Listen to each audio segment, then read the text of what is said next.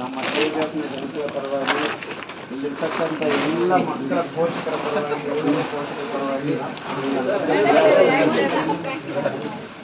ಎಲ್ರಿಗೂ ಹೇಳಲ್ಲಮ್ಮ, ನಿಮಗೆಲ್ಲ ಒಳ್ಳೆ ಮನಸ್ಸೈತೆ, ಒಳ್ಳೆ ಮಾಡಿದ್ದೀರಾ.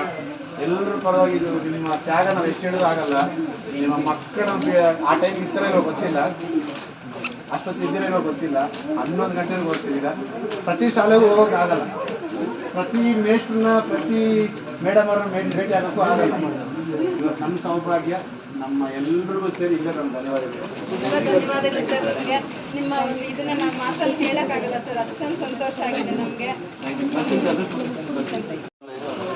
ನಾನು ಶಿಕ್ಷಣಕ್ಕೆ ಒತ್ತು ಕೊಡ್ತಾ ಇದ್ದೀನಿ, ನೀವು ನೋಡ್ತಾ ಇದ್ದೀರಾ. ಭಗವಂತ ನನಗೆ ಇನ್ನೂ ಎಷ್ಟು ದಿವಸ ಆ ಶಕ್ತಿ ಕೊಡ್ತಾನೋ ಅಲ್ಲಿ ಬಿಟ್ಟು ನನ್ನ ಕೈಲಿ ಏನಾಗುತ್ತೋ ಮಾಡ್ತಾ ಬರ್ತೀನಿ. ನಮ್ಮ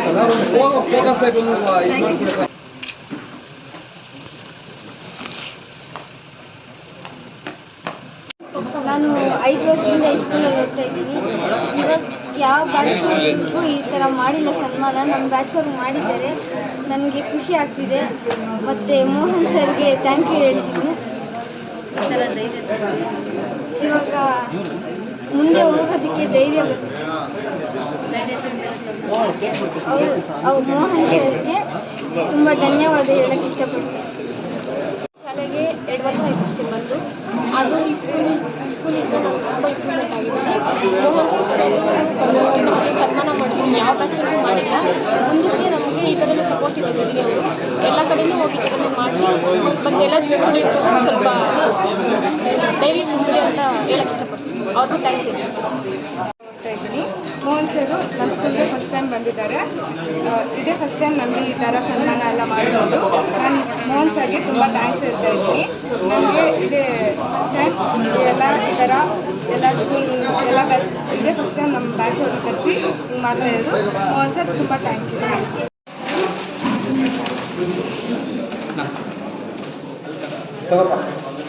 ನಾನು ಬಂದಿರೋದು ಕೋಪ ಇದೇ ಕಡಿಮೆ ಇದೆಯಾ?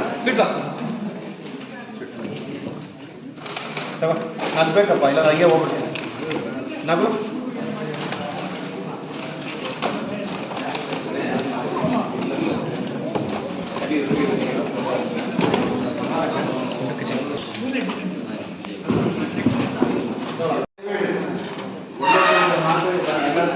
ಮೇಡಮ್, 3 ಜನ ಬಂದ್ಬಿಡಿ ಮೇಡಮ್. ಎಷ್ಟು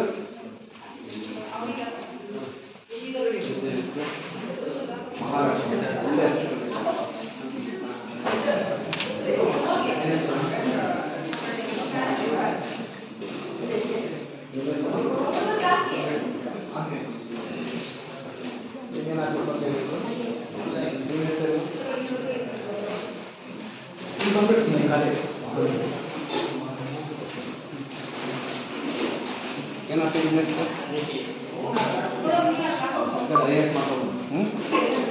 ಎಷ್ಟು ಮಾರ್ಕ್ಸ್?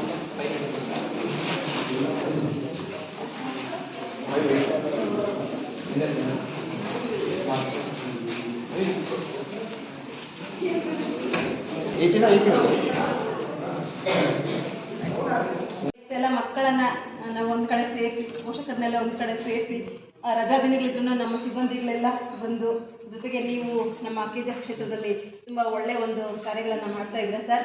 ಅದು ಹೇಳ್ತಾರಲ್ಲ, ಏನೋ ಒಂದು ಸಣ್ಣ ಹುಲ್ಲು ಕಡ್ಡಿಯಿಂದ ಪ್ರಾರಂಭ ಆಗೋದೇ ಒಂದು ಮಹತ್ತರ ಸಾಧನೆ ಅಥವಾ ಒಂದು ದೊಡ್ಡದಾದ ಬೆಟ್ಟದ ಸಾಧನೆ ಮಾಡೋದು ಅಂತ ಹೇಳ್ತಾರೆ. ಹಾಗಾಗಿ ನಿಮಗೆ ತುಂಬ ಧನ್ಯವಾದಗಳು ಸರ್. ಹಾಗಾಗಿ ಇಷ್ಟು ಮಾತನಾಡಲು ಅವಕಾಶ ಕೊಟ್ಟ ಎಲ್ಲರಿಗೂ ತುಂಬ ಹೃದಯದ ಧನ್ಯವಾದ.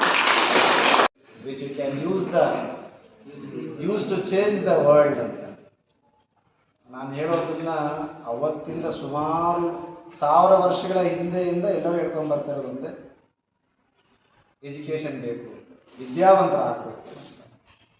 ಇವತ್ತು ಎಲ್ಲೋ ಒಂದು ಕಡೆ ನಮ್ಮ ನಾಗೇಶು ನಮ್ಮ ಇಬ್ಬರು ಹೇಳ್ತಾ ಇದ್ರು ನನಗೆ, ನಾನು ಫೇಸ್ಬುಕ್ಕಲ್ಲಿ ಕೆಲವು ಕಮೆಂಟ್ ಮಾಡ್ತಾ ಇದ್ದಂತೆ, ನೀವು ಯಾಕೆ ಬರೀ ಪ್ರೈವೇಟ್ ಕಾಲೇಜ್ ಹೋಗ್ತಾ ಇದ್ದೀರಾ, ಪ್ರೈವೇಟ್ ಸ್ಕೂಲ್ ಹೋಗ್ತಾ ಇದ್ದೀರಾ, ಸರ್ಕಾರಿ ಶಾಲೆಯವರು ಕಣ್ಣು ಕಾಣಿಸಲ್ವಾ ಅಂತ ಹೇಳ್ತಾ ಇದ್ದಾರೆ. ಬಟ್ ನಾನು ನಿಮ್ಮ ಮೊರಾರ್ಜಿ ದೇಸಾಯಿ ವಸತಿ ಶಾಲೆಗೆ ಮೊದಲನೇ ಬಾರಿ, ಆದರೆ ನಾನು ನನ್ನ ಈ ಒಂದು ಸೇವೆನ RK ಫೌಂಡೇಶನ್ನು ಎಜುಕೇಷನ್ಗೆ ಒತ್ತು ಕೊಡುವಂಥದ್ದು ಸ್ಟಾರ್ಟ್ ಮಾಡಿದ್ದೆ ಸರ್ಕಾರಿ ಶಾಲೆ.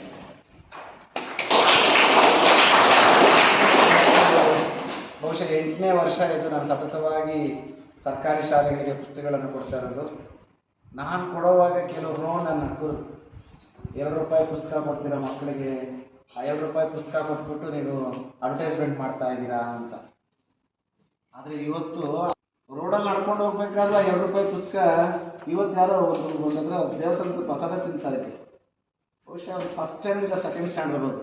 ನೀವು ಮೋಹನ್ ಕೃಷ್ಣ ಅಲ್ವಾ ಅಂತ ಕರೆದು ನನಗೆ ₹2 ಪುಸ್ತಕ ನೋಡಿ ನನಗೆ ಯಾವ ಮಟ್ಟಕ್ಕೆ ಗುರ್ತಿಸುತ್ತೆ ಅಂತಂದರೆ, ಅದಕ್ಕೆ ಅವ್ರು ಹೇಳಿದಂಗೆ ನಾನು ಎಜುಕೇಷನ್ ಪ್ರಾತಿನಿಧ್ಯ ಕೊಡ್ತಾ ಇದ್ದೀನಿ. ನಾನು ಗುರ್ತಿಸ್ಬೇಕಂತ ಮಾಡ್ತಾ ಇಲ್ಲ, ಮಕ್ಕಳ ಭವಿಷ್ಯ ಬೆಳೆಸಬೇಕು ಅಂತ ಮಾಡ್ತಾ ಇದ್ದೀನಿ. ಸೊ ದಯಮಾಡಿ ಒಂದು ಚೇಂಜಸ್ ನೋಡ್ತಾ ಇದ್ದೀನಿ ನಾನು, ಒಂದು ಪರಿವರ್ತನೆ ಅಂತೀರಲ್ಲ, ಆ ಪರಿವರ್ತನೆ ಕಾಣ್ತಾ ಇದೆ ಕೆಜಿಎಫ್ ತಾಲೂಕಲ್ಲಿ, ಇಡೀ ಕರ್ನಾಟಕದಲ್ಲಿ. ಏನಪ್ಪ ಪರಿವರ್ತನೆ? ಮೊದಲು ನನ್ನ ತಂದೆ ತಾಯಿ ನನ್ನ ವಿದ್ಯಾಭ್ಯಾಸ ಕೊಡಿಸ್ಬೇಕಾದ್ರೆ ಒಂದು ವಸತಿ ಶಾಲೆನೋ ಅಥವಾ ಒಂದು ಶಾಲೆ ಕಳಿಸ್ಕೊಟ್ಬಿಟ್ರೆ ಎಕ್ಸಾಮ್ ಮುಗಿದಂದ್ರೆ ಮರ್ತೋಗ್ತಾರೆ. ಆ ಮಕ್ಕಳು ಏನು ಮಾಡ್ತಾ ಇದ್ದಾರೆ, ಮತ್ತೆ ಅವ್ರ ಹತ್ರ ಹೋಗ್ಬೇಕಾ ಕೇಳಬೇಕನ್ನೋದು ಯಾವುದು ಕೇಳ್ತಾರೆ. ಇವತ್ತು ನಿಮ್ಗೆ ಯಾರೋ ಬಂದು ನೀವು ರೆಕಗ್ನೈಸ್ ಮಾಡ್ತಾರೆ ಅಂದರೆ ಇಲ್ಲಿ ಕೂತಿರ್ತಕ್ಕಂಥ ಪೇರೆಂಟ್ಸು ಎಲ್ಲ ಕೆಲಸ ಕಾರ್ಯಗಳು ಬಿಟ್ಟು ನಿಮ್ಮ ಜೊತೆ 2 ಅವರ್ ಕೂತಿದ್ದಾರೆ ಅಂದರೆ ಇದೇ ಒಂದು ದೊಡ್ಡ ಪರಿವರ್ತನೆ. ಅವ್ರಿಗೆ ಬೇಕಾಗಿರೋದೇನು? ನಿಮ್ಮ ಉತ್ತಮವಾದ ಭವಿಷ್ಯ. ಪೇರೆಂಟ್ಸ್ಗೆ ಬೇಕಾಗಿರೋದೇನು? ಮುಂದಿನ ದಿನಗಳಲ್ಲಿ ನೀವು ದೊಡ್ಡವರಾದ ನಂತರ ಯಾರ ಮೇಲೂ ಡಿಪೆಂಡ್ ಆಗ್ತಾರೆ, ನೀವು ನಿಮ್ಮ ಒಂದು ಶಕ್ತಿ ನಿಮ್ಮ ಕಾಲ ಮೇಲೆ ನೀವು ನಿಂತ್ಕೋಬೇಕನ್ನೋದು ಅವ್ರಿಗೆ ಬೇಕಾಗಿದೆ. ಇವತ್ತು ನೋಡಿ ಎಂಥ ಮಹಾನೀಯರು ಕೂತಿದ್ದಾರೆ. ನೀವೆಲ್ಲರೂ ಡಾಕ್ಟರ್ ಆಗ್ಬೇಕು ಅಂದ್ಕೊಂಡಿದ್ದೀರಾ, ಇಂಜಿನಿಯರ್ ಆಗ್ಬೇಕು ಅಂದ್ಕೊಂಡಿದ್ದೀರಾ, ಪೊಲೀಸ್ ಆಗ್ಬೇಕು ಅಂದ್ಕೊಂಡಿದ್ದೀರಾ, ನಮ್ಮ ಗಂಡು ಮಕ್ಕಳು ಇನ್ನೂ ಏನೇನು ಆಗ್ಬೇಕು ಅಂದ್ಕೊಂಡಿರೋ ಗೊತ್ತಿಲ್ಲ. ಬಟ್ ಎಲ್ಲದಕ್ಕೂ ಒಂದೇ ಎಜುಕೇಷನ್. ಕರೆಕ್ಟ್ ಅಲ್ವಾ? ನಾನು ನನ್ನ ಮಗನ ಬೈತಾ ಇರ್ತೀನಿ.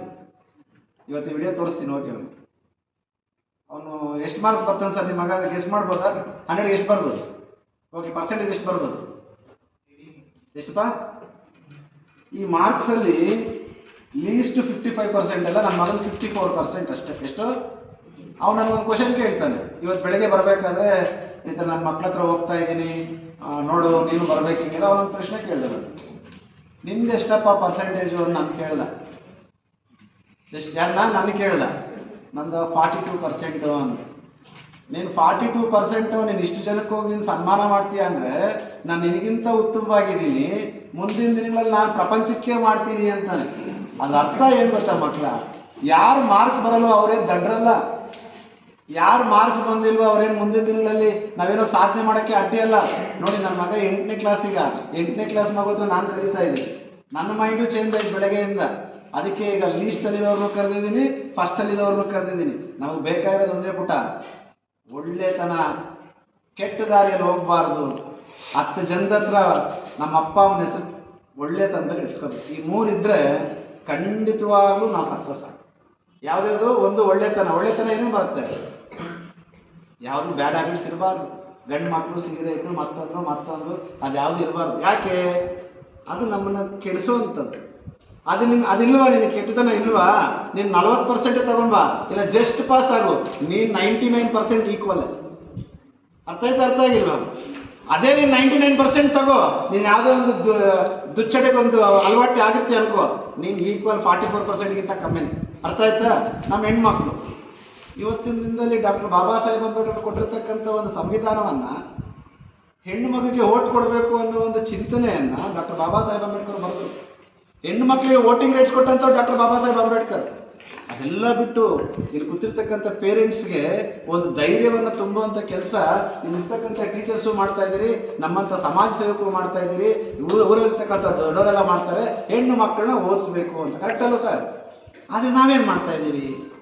19 ವರ್ಷನೂ 18 ವರ್ಷ ದಾಟಿದ ತಕ್ಷಣ ಯಾರೋ ಒಬ್ಬ ಏನೋ ಒಬ್ಬ ಅವನ ಹಿಸ್ಟ್ರಿ ಗೊತ್ತಿರಲ್ಲ, ಅವನು ಯಾರು ಏನು ಅಂತ ಗೊತ್ತಿರಲ್ಲ, ಕೇವಲ ಒಂದು ಆಕರ್ಷಣೆಗೋಸ್ಕರ ಡಾಕ್ಟರ್ ಬಾಬಾ ಸಾಹೇಬ್ ಅಂಬೇಡ್ಕರ್ ಕೊಟ್ಟಿರತಕ್ಕಂಥ ಒಂದು ಅಕ್ಕನ, ಹೆಣ್ಮಗಳ ಅಕ್ಕನ ಪ್ರೀತಿಸಿ ಮದುವೆಯಾಗಿ ತಂದೆ ತಾಯಿ ಮೇಲೆ ಕಂಪ್ಲೇಂಟ್ ಕೊಡುವಂಥ ಪರಿಸ್ಥಿತಿ ಬಂತು. ನಾನು ನಿಮ್ಮನ್ನು ಕೇಳ್ಕೊಳ್ತಾ ಇದ್ದೀನಿ, ಹೆಣ್ಮಕ್ಳಲ್ಲ ಗಂಡು ಮಕ್ಕಳಾಗಿರಲಿ ಹೆಣ್ಮಕ್ಳಾಗಲಿ, ದಯಮಾಡಿ ಒಂದು ನೀವು ಅರ್ಥ ಮಾಡ್ಕೋಬೇಕು. ನೋಡಿ, ಡೇ ನೈಟ್ ಕುತ್ಕೊಂಡು 11 ಗಂಟೆಯಿಂದ ಓದಿದ್ದೀರಾ, ರಾತ್ರಿ 11 ಗಂಟೆವರೆಗೂ ಓದಿದ್ದೀರಾ, ಬೆಳಗ್ಗೆ 5 ಗಂಟೆಗೆದ್ದು ಓದಿದ್ದೀರಾ. ಏನಕ್ಕೆ? ಒಳ್ಳೇದಾಗಬೇಕು ಅಂತ ತಾನೆ. ಅಪ್ಪ ಅಮ್ಮನ ಕನಸೇನು? ಅಪ್ಪ ಅಮ್ಮನಿಗೆ ಏನಾದರೂ ನೀವು ದೊಡ್ಡವರಾದ್ಮೇಲೆ ಸಂಬಳ ಬೇಕಂತ ಯಾರು ಎಕ್ಸ್ಪೆಕ್ಟ್ ಮಾಡಿಲ್ಲ? ಯಾರಾದ್ರು ಎಕ್ಸ್ಪೆಕ್ಟ್ ಮಾಡಿದ್ದೀರಾ ನನ್ನ ಮಗಳು ಸಂಬಳ ಕೊಡ್ತಾರೆ, ನನ್ನ ಮಗ ಸಂಬಳ ಕೊಡ್ತಾರೆ ಅಂತ? ಎಲ್ರಿಗೂ ಆಗ್ಬಿಟ್ಟೈತೆ ಮೈಂಡ್ ಸೆಟ್. ಏನಂತ? ನನ್ನ ಮಕ್ಕಳು ಚೆನ್ನಾಗಿದ್ರೆ ಸಾಕು, ಅವ್ರ ಕಡೆಯಿಂದ ನಾವೇನು ಬಯಸಲ್ಲ ಅಂತ. ಬಟ್ ನೀವು ಮಾಡಬೇಕಾಗಿರೋದು ಒಂದೇ ಒಂದು ಕೆಲಸ, ಡಾಕ್ಟರ್ ಬಾಬಾ ಸಾಹೇಬ್ ಅಂಬೇಡ್ಕರ್ ಕೊಟ್ಟಿರ್ತಕ್ಕಂಥ ವೋಟ್ ಹಕ್ಕನ್ನ ಅಥವಾ ನಿಮ್ಮ ಹೆಣ್ಣು ಮಕ್ಕಳ ಹಕ್ಕನ್ನ ಅಥವಾ ಗಂಡು ಮಕ್ಕಳ ಹಕ್ಕನ್ನ ದುರುಪಯೋಗ ಪಡಿಸ್ಕೊಳ್ತಾರೆ. ಒಳ್ಳೆ ರೀತಿಯಲ್ಲಿ ಉಪಯೋಗ ಪಡಿಸ್ಕೊಂಡು ತಂದೆ ತಾಯಿಗೆ ಒಳ್ಳೆ ಹೆಸರು ತಂದು ನೀವು 35% ಜಸ್ಟ್ ಪಾಸ್ ಆದ್ರೂ ಈ ಸಮಾಜಕ್ಕೆ ಒಂದು ಗೌರವಾನ್ವಿತವಾದ ವ್ಯಕ್ತಿ ಆದರೆ ಆ ತಂದೆ ತಾಯಿಗೆ ಅದೇ ದೊಡ್ಡ ಪೋಸ್ಟ್ ಗ್ರಾಜುಯೇಷನ್. ಆ ಒಂದು ನಿಟ್ಟಲ್ಲಿ ಹೋದರೆ ಖಂಡಿತವಾಗ್ಲೂ ನನ್ನ ಮಗ ಹೇಳ್ದಂಗೆ 30% ಬಂದಿರೋರು ಸಮಾಜ ಸೇವೆ ಮಾಡ್ತಾರೆ, 30% ಬಂದಿರೋರು ಸಂಪಾದನೆ ಮಾಡ್ತಾರೆ, 99% ಬಂದಿರೋರು ಇನ್ನೂ ಅವ್ರಿಗಿಂತ ಒಳ್ಳೆ ಪ್ರೊಫೆಷನ್ ಜೀವನಕ್ಕೆ ಹೋಗ್ತಾರೆ, IAS ಆಗ್ತಾರೆ, IPS ಆಗ್ತಾರೆ. ಸಮಾಜವನ್ನ ಕಟ್ಟಲಿಕ್ಕೆ, ಒಂದು ಊರನ್ನ ಕಟ್ಟಲಿಕ್ಕೆ ಅಥವಾ ತಂದೆ ತಾಯಿನ ಖುಷಿ ಪಡಿಸ್ಲಿಕ್ಕೆ 99% ಮಾನದಂಡ ಅಲ್ಲ. ಏನು ಮಾನದಂಡ? ಒಳ್ಳೆಯವರು ಅನ್ಸ್ಕೋಬೇಕು, ಒಳ್ಳೆ ರೀತಿಯಲ್ಲಿ ಬೆಳಿಬೇಕು, ದುಶ್ಚಟಗಳಿಗೆ ದೂರವಿರಬೇಕು, ತಂದೆ ತಾಯಿಯ ಗೌರವನ್ನ ಕಾಪಾಡಬೇಕು. ಎಲ್ಲ ಕಾಪಾಡೋಣವಾ? ಇಷ್ಟು ದೂರ ಕರೆದು 2 ಮಾತು ಮಾತಾಡಲಿಕ್ಕೆ ಅವಕಾಶ ಮಾಡಿಕೊಟ್ಟ ನಮ್ಮ ತಮ್ಮ ಭಾರತಿ ಮೇಡಮ್ ಅವ್ರಿಗೂ ಮತ್ತು ಇಲ್ಲಿರ್ತಕ್ಕಂಥ ನಮ್ಮ ಸ್ನೇಹಿತರು ಮಂಜಣ್ಣವ್ರಿಗೂ, ಸಂಪತ್ತಣ್ಣವ್ರಿಗೂ, ಇಲ್ಲಿರ್ತಕ್ಕಂಥ ಎಲ್ಲ ಸಿಬ್ಬಂದಿಗೂ ನಾನು ನಿಮಗೆ ಧನ್ಯವಾದಗಳು ಹೇಳ್ತಿದ್ದೀನಿ. 5 ನಿಮಿಷದಲ್ಲಿ ನನ್ನ ಕಾರ್ಯಕ್ರಮ. ನನ್ನ ಹತ್ರ ದುಡ್ಡು ಜಾಸ್ತಿ ಇಲ್ಲ ಪುಟ, ಗೋಲ್ಡ್ ಎತ್ಕೊಂಬಂದ್ಕೊಳ್ಳಿಕ್ಕೆ. ನನ್ನ ಹತ್ರ ಇರೋದು ಲಿಮಿಟೆಡ್, ಒಂದು ಚಾಕ್ಲೇಟು, ಒಂದು ಹೂನಾರ ಹಾಕಿ ನನ್ನ ಮಕ್ಕಳನ್ನ, ಅಂದರೆ ನನ್ನ ಚೆನ್ನಾಗಿ ಓದಿರ್ತಕ್ಕಂಥ ಮಕ್ಕಳನ್ನ, ಲೀಸ್ಟಲ್ಲಿರೋ ಮಕ್ಕಳು ಎಲ್ಲರೂ ಲೀಸ್ಟ್ ಬಂದ ತಕ್ಷಣ ಕಡೆಗಣಿಸ್ಬಿಡ್ತಾರೆ, ಟಾಪ್ ಬಂದ ತಕ್ಷಣ ಮೇಲೆ ಎತ್ಕೊಂಡ್ಬಿಡ್ತಾರೆ. ನಾವು ಹಂಗಲ್ಲ, ಯಾರು ಒಳ್ಳೆ ತಂಡದಲ್ಲಿ ಹೋಗ್ತಾರೋ ಎಲ್ಲರೂ ಟಾಪ್. ಅರ್ಥ ಆಯ್ತಲ್ಲ? ಮನೆಗೆ ಹೋಗಿ ಧೈರ್ಯವಾಗಿ ಹೇಳ್ರಿ ಇವತ್ತು, ಅಮ್ಮ ನಾನು 50 ಮಾರ್ಕ್ಸ್ ಬಂದಿದ್ದೀನಿ ಅಂತ ನೀನು ಕಡೆಗಣಿಸ್ಬೇಡ.